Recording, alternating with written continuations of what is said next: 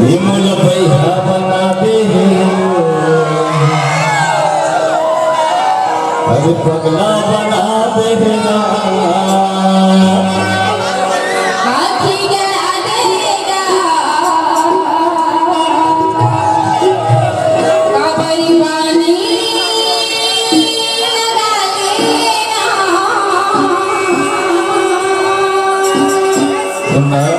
मैं भगवान से दुआ मांगे